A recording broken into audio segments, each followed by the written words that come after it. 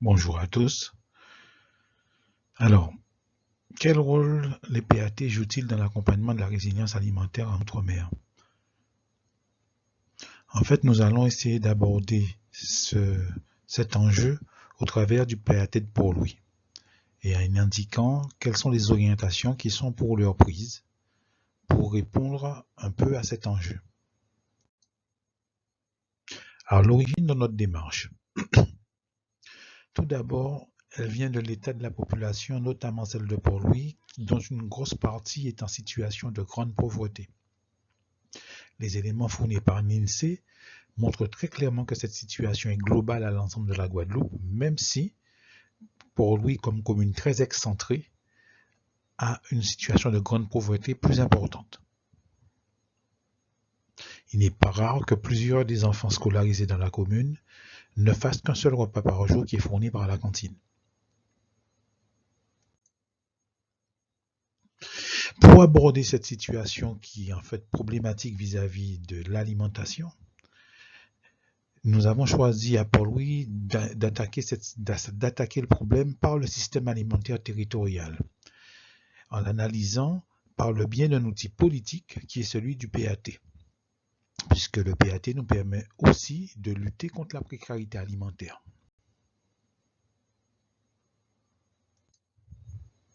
Alors, qu'est-ce qu'on peut constater? En Guadeloupe, les principales importations que nous réalisons sont d'abord alimentaires. On importe environ 17 000 € par habitant de produits alimentaires. Il n'y a que la Martinique qui nous dépasse de tout petit peu, puisque nous sommes aussi en approximation à 17, mais ça se joue à la 3e décimale. Alors ces importations alimentaires doivent être comparées avec deux enjeux. Le premier, c'est que la Guadeloupe comme la Martinique a un ralentissement de sa production et de sa surface agricole dédiée à l'alimentation, c'est-à-dire hors canne banane, alors que progressivement, elle diminue aussi de population. Mais la diminution de la surface agricole dédiée à l'alimentation est plus rapide. C'est ce que révèle l'étude sur les flux commerciaux des produits agricoles et agroalimentaires des DROM, bilan 2023, faite par l'ODADOM. Dans le même temps, si on fait l'analyse du taux de couverture des principaux produits alimentaires, en fait, là aussi, on se réfère à une autre étude de l'ODADOM, qui a été réalisée en 2022, on se rend compte que sur notamment les productions protéines, volailles, bétail, on n'est vraiment pas bon. Sous le lait, c'est absolument terrible, tandis que nous arrivons à avoir des taux de couverture très importants sur les œufs, à près de 80%. Sur les légumes, ça reste acceptable puisque nous sommes aux alentours de 45%. Mais globalement, ramené à l'ensemble de la consommation alimentaire, on est plutôt aux alentours de 90% d'importation puisque ne sont pas ici couverts les boissons qui sont en grande partie importées, quasiment totalement importées. Il en est aussi de même du lait, etc. Alors, il faut noter que dans cette importation, elle n'est réalisée que par des acteurs privés. Donc, on peut résumer en disant que nous avons deux grands acteurs privés, à la rigueur, un troisième beaucoup plus petit, mais vraiment la situation est dominée par deux grands acteurs privés, GBH et SAFO, deux groupes. Et en fait, ces deux groupes maîtrisent 90% de l'alimentation de la population de la Guadeloupe. Donc, de fait, la grande question, c'est qu'en est-il de notre sécurité alimentaire dans cette approche? Et sur le constat que nous faisons, c'est que cette situation impose une organisation particulière de la sécurité alimentaire où on demande à la grande distribution, du fait de la faiblesse de notre production alimentaire locale, de financer des hauts stocks de sécurité. Donc en disponibilité, en quantité, en qualité, la problématique c'est surtout la qualité et la stabilité. Mais évidemment, cela crée une situation de marché captif vis-à-vis de ces deux grands groupes qui sont en capacité de définir les prix qu'ils veulent. Et cela, on l'a vu, a conduit à beaucoup de manifestations, notamment en Martinique, et une augmentation des prix qui est estimée à plus de 42%, chiffre de l'INSEE. Alors, il ne s'agit pas d'interroger la légitimité d'un acteur du point de vue d'un opérateur économique à agir du point de vue commercial et à gagner de l'argent. En fait, c'est un enjeu qui est clair, qui doit le rester. Mais du point de vue du politique, et notamment des élus de la commune de Port-Louis, c'est bien l'absence de régulation politique dans l'organisation de la sécurité alimentaire qui interroge. Puisqu'il s'agit de savoir si on peut laisser à 2 ou 3 acteurs privés le soin de gérer la sécurité alimentaire d'une population.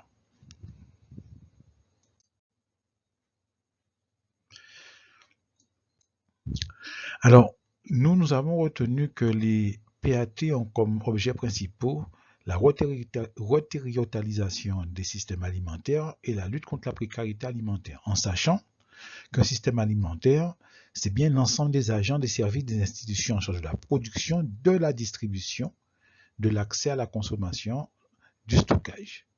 Donc, aussi bien le stockage, l'accès à la consommation, la distribution est organisée justement par ces deux grands groupes. Donc, le système alimentaire guadeloupéen est fondamentalement dominé par 2 acteurs privés. De la même façon, nous avons aussi noté que la problématique de la précarité alimentaire, telle qu'elle est définie, donc la problématique de la précarité en général, c'est bien l'absence de sécurité. C'est comme cela que le définit le Conseil national pour l'alimentation. Dès lors, nous en avons déduit que la précarité alimentaire correspond à l'absence de sécurité alimentaire, ce qui est le cas dans la commune de Port-Louis pour plus de 40% de la population, en grande pauvreté. Pour ce qui est de la population moyenne, on est aux alentours de 60%. Donc, on ne pouvait pas se contenter de réponses globales, il s'agissait aussi de voir s'il était possible de trouver des réponses locales. C'est la raison pour laquelle 2 grandes analyses ont été portées. D'abord, des recherches de solutions territoriales au niveau de la communauté d'agglomération, dont fait partie la commune de Port-Louis, et puis un audit précis des agriculteurs environnant la commune pour savoir s'ils avaient au moins la capacité à s'intégrer dans une filière qui est en cours de construction et qui a pour vocation de transformer une partie des aliments produits localement. Et là, plusieurs constats sont apparus. Tout d'abord sur la faiblesse de la production agricole alimentaire dans la zone de Port-Louis, l'inorganisation claire des agriculteurs, notamment sur la partie alimentaire, puisque sous les autres productions, notamment cannières, grosse production dans la zone de la communauté d'agglomération du Nord-Grande-Terre. Donc le problème ne se pose pas, c'est une filière totalement organisée. Et donc sur la production alimentaire, pareil, de faible accès des agriculteurs aux sources de commercialisation, notamment les hôtels, cafés, restaurants. Alors que nous avons un énorme territoire agricole, mais qui est dédié à la canne. Donc on n'arrive pas à trouver des sources d'alimentation locales, mais on fait beaucoup de production à l'exportation. Dès lors, cela pose un certain nombre de difficultés, puisqu'il n'y a pas de solution de proximité, ou très peu, et du point de vue du territoire global de la Guadeloupe, il est maîtrisé en matière d'importation par 2 acteurs privés. Dès lors, cela veut dire qu'il existe potentiellement un risque de pénurie, pour peu que les 2 acteurs privés ne jouent pas leur rôle, puisqu'ils ne sont pas dans une action régalienne comme c'est celle de l'État. Leur rôle, c'est bien de faire vivre leur entreprise et de gagner de l'argent.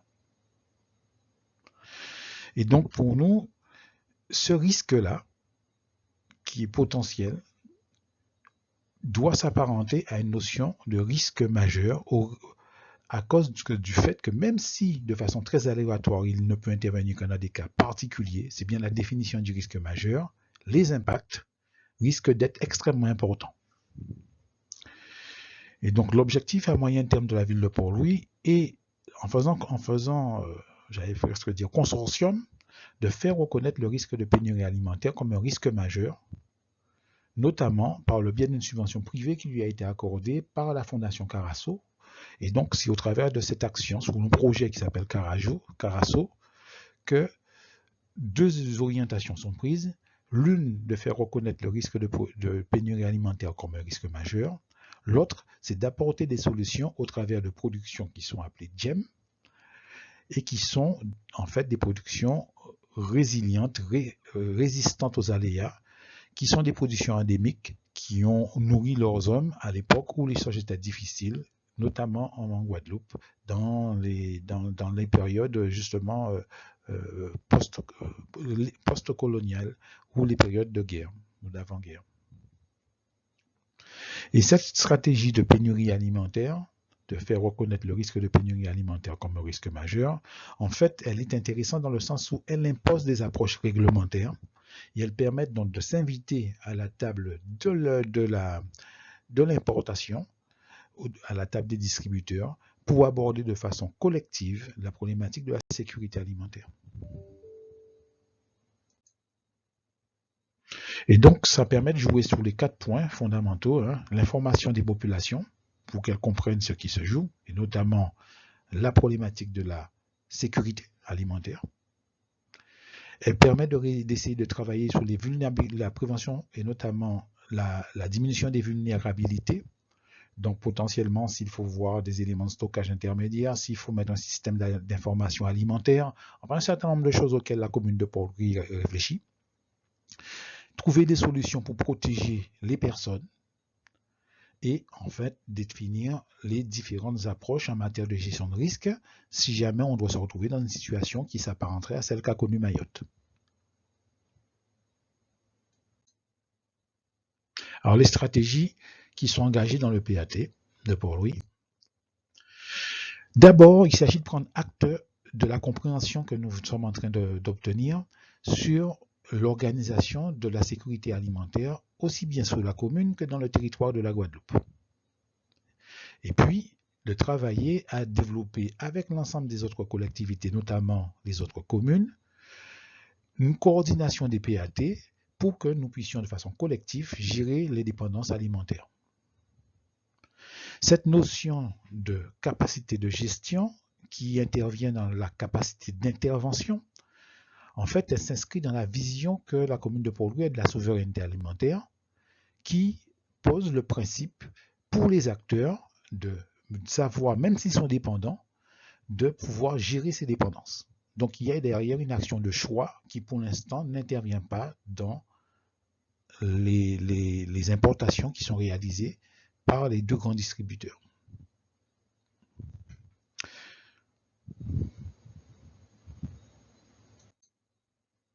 Et donc pour avancer dans cette stratégie, Port-Louis, la commune de Port-Louis, la ville de Port-Louis a construit un cadre. Donc elle a créé d'abord un groupe de réflexion avec des agriculteurs de la communauté d'agglomération du Nord-Grande-Terre. Elle a pris une délibération pour inscrire le risque alimentaire dans le document d'information communal sur les risques majeurs.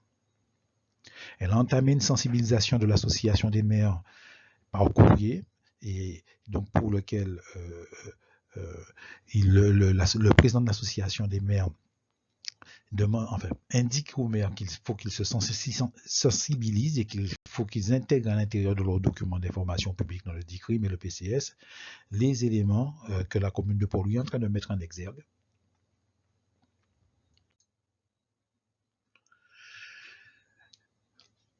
Elle a créé un consortium qui est le consortium GEM, qui comprend l'INRAE, des PTL Agro-Transformateurs, le Parc national de Guadeloupe, la ville de Port-Louis, des associations d'agriculteurs. Elle a lancé plusieurs projets. Donc, un sur l'opportunité GEM, qui consiste à faire reconnaître le caractère majeur. Un sur l'expérimentation GEM, qui est en cours au travers d'une demande qui est déposée sur les projets européens d'innovation, qui sont en cours. Et un sur la dissémination du GEM, en collaboration avec le lycée agricole, pour la mise en place d'un BTS spécifique, qui est déjà en place, qui est en train de se mettre en place d'ailleurs, sur les pratiques GEM.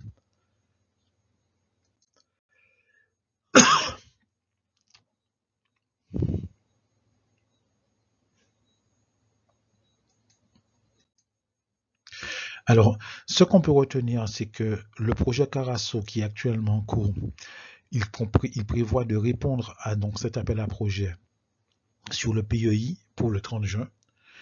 Nous prévoyons un deuxième séminaire parce que nous avons déjà eu un premier qui s'est tenu lors de la participation au Salon du tourisme.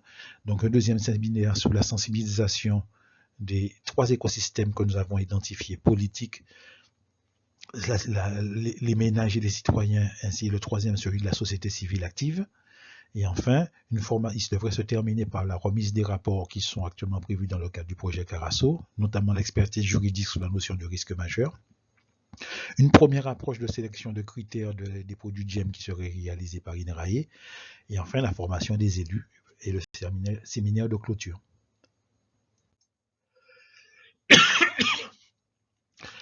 Pour ce qui relève de l'agrotourisme lié au tourisme gastronomique lié aux productions de GEM, lors du salon de tourisme, nous avons commencé les campagnes de promotion et notre enjeu, c'est de faire en sorte que le GEM soit reconnu comme, ou la cuisine du GEM, la gastronomie du GEM soit reconnue comme un facteur d'attractivité touristique et qu'il permette donc de ramener sur la commune de Port-Louis qui se positionne comme étant l'initiateur du développement de ce GEM, notamment de l'attractivité touristique.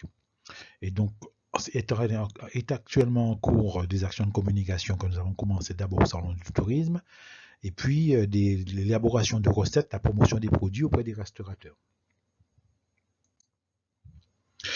Donc, l'analyse à forme que nous avons mise en place, en fait, nous indique où nous plaçons les sources de développement potentiel vis-à-vis du GEM. Et donc, fondamentalement, ce qu'il faut reconnaître, c'est que la notion d'agrotourisme devrait prendre son rôle aussi, devrait être un facteur d'attractivité, mais aussi un facteur de dynamique d'organisation pour permettre aux agriculteurs qui produiraient le GEM de s'organiser justement pour répondre aussi bien à la demande des restaurateurs locaux que potentiellement à la demande de l'outil de transformation mis en place par leur communauté d'agglo qui est l'usine centrale. Et il y a quand même des risques qui sont liés potentiellement au fait que ce type de culture ne serait pas adapté au goût des consommateurs ou que les systèmes de production que nous connaissons actuellement auraient des difficultés à migrer pour pouvoir s'adapter à ce type de culture. Donc voilà, il y a un certain nombre de points qu'il ne faut pas ignorer et qui seront donc établis et étudiés à travers notamment l'action du projet européen d'innovation, ce que nous sommes en train de déposer. Merci de votre attention.